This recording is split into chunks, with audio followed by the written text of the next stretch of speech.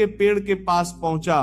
उसने देखा कि साधु फिर से ध्यान में लीन बैठे हैं और पास ही मोर और मोरनी शांत भाव से एक दूसरे के करीब खड़े हैं।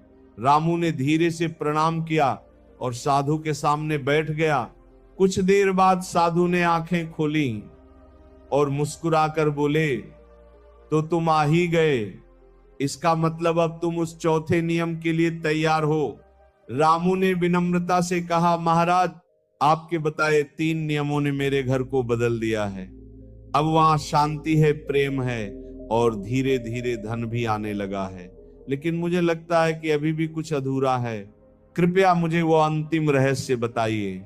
साधु ने गहरी नजरों से उसे देखा और फिर धीरे धीरे बोले, चौथा नियम सबसे सरल भी है और सबसे कठिन भी। वह है कृतज्ञता, यानी जो है उसके लिए धन्यवाद देना। रामू कुछ पल के लिए चुप रह गया। उसे ये शब्द बहुत साधारण लगा। उसने सोचा, क्या सिर्फ धन्यवाद देने से सब बदल सकता है? साधु ने जैसे उसके मन की शंका पढ़ ली और बोले, तुम्हें ये साधारण लग रहा है, लेकिन यही वह शक्ति है जो इंसान को भीतर से बदल देती है।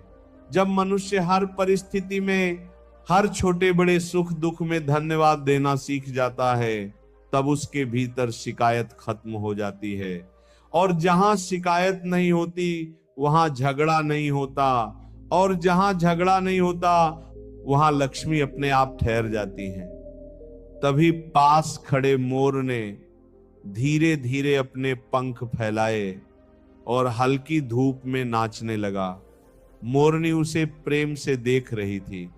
साधु ने उस दृश्य की ओर इशारा करते हुए कहा, देखो, इन्हें कुछ भी नहीं चाहिए, फिर भी ये हर पल खुश हैं, क्योंकि ये प्रकृति के हर रूप के प्रति कृतज्ञ हैं। रामू के मन में अचानक जैसे कोई गहरी समझ जागी। उसे एहसास हुआ कि वह हमेशा अपनी कमी पर ध्यान देता था।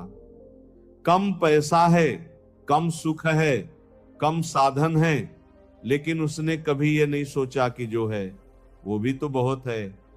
एक घर है, एक पत्नी है जो उसका साथ देती है, मेहनत करने की ताकत है और जीवन जीने का अवसर है। उसकी आंखों में आंसू आ गए। उसने हाथ जोड़कर कहा,